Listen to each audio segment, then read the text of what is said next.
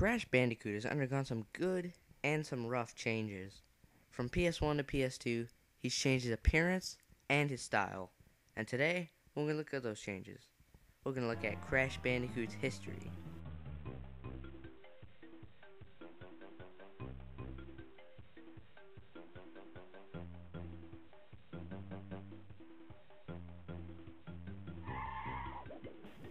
Crash Bandicoot was a big part of my childhood.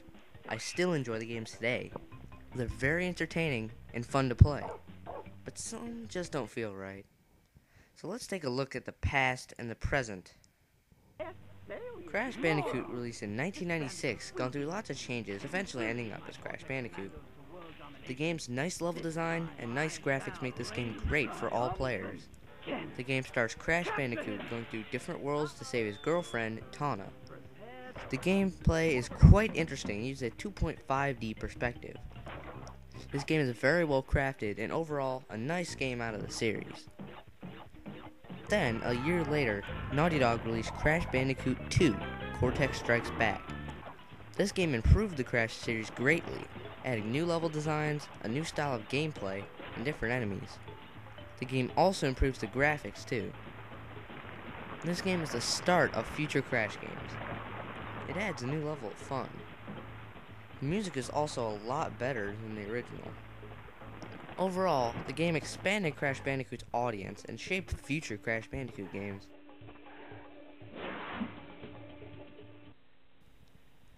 Then in 1998, Naughty Dog released Crash Bandicoot 3 Warped. This game improved the Crash series even more than the last one. It added even more levels and gameplay styles. This game was my childhood and was amazing. I played this game more than anything else I played. I beat it lots of times too. This game is just what Crash should be. Compared to the previous two games, it's gold. It is such a fun game and you can be playing it for hours. I definitely recommend this game to everyone. Then, another year later, Naughty Dog surprised us again with another Crash game. But this wasn't just any Crash game, it was Crash Team Racing. This game is a very fun racing game similar to Mario Kart. It isn't what you expect at first play. You expect it to be a generic racing game with Crash slapped on it. Well, that's kind of what it is, but if you play it a lot, you'll realize what a different game it is. It is so much more fun than those generic racing games. In-game, it's very detailed and has a distinct feel to it. Overall, it's a great game and definitely one to get if you like Crash games and racing games. But then everybody's surprised to see another Crash game the next year, developed by a different company. This time, by Eurocom and Cerny Games. People were surprised to see it wasn't a typical Crash game too. It was a party-style game, and it was a pretty good one. And this was Crash Bash. In Crash Bash, you pick a Crash Bandicoot character and you would battle to the death on stages. In Adventure Mode, you battle to the death in levels and collect crystals to fight a boss. Then, if you beat the boss, you advance to the next warp room for different levels to beat. This game is very fun and very interesting. You can even play the beta version by playing the PlayStation Underground Jam Pack Winter 2000 and using a code to play any level. Awesome. This game is a very entertaining game and will keep you playing for a while. Then, after that game, no one saw another game for a while. The PS2 came out, and no games for Crash came out. Until 2002 came along. Then, another Crash game came out, The Wrath of Cortex. This game had better graphics and better sound. The plot was that elementals are released into the world and Crash must defeat them. A new character, Crunch, is in this game too. You should give the developers credit. They had to complete the game in only 12 months. This game had different abilities and some new styles of gameplay. After this game, their yearly Crash games were being made again, and a year later, a sequel to Crash Team Racing was made, Crash Nitro Kart. This game was a big improvement from Team Racing, adding new things to the game. This game added new characters, very fun tracks, and an amazing adventure mode.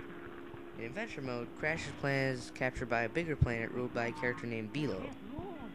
You must then race for the fate of your planet. You race in different worlds, eventually getting to race Velo for your planet back. You race in different worlds, eventually getting to race Velo for your planet back. It is a very well made game and has some funny elements to it. But just when things got funny, in 2004, Vivendi Studios released Crash Twinsanity. When this came out, everyone was laughing. This game is a very funny story and is an amazing game. This game is definitely a must-get for PS2. It has such a great story that I won't even spoil it for you. It is simply a great game and I love it. The next year, we saw another sequel to the Crash racing games, Crash Tag Team Racing. This game combined the adventure aspect of Crash and the racing aspect into one great game.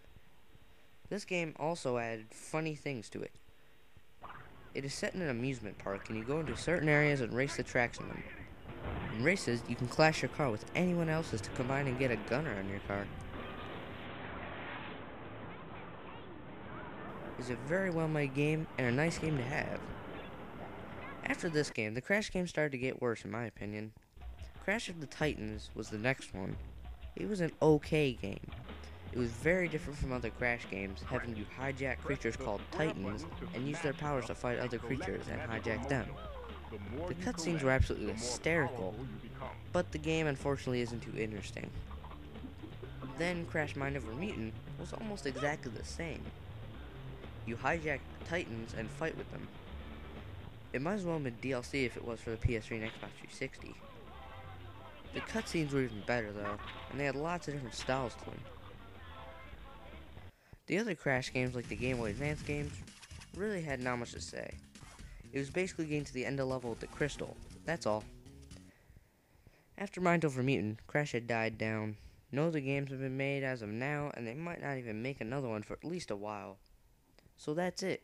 If you're a collector, you should definitely consider getting Crash games because they're really fun and entertaining. I hope you liked this video. If you did, seriously consider subscribing to me. I do Let's Plays and sometimes reviews, although I haven't done a review in a while. I might do one soon, but it's not on my mind right now. That's all. See you guys later. Bye.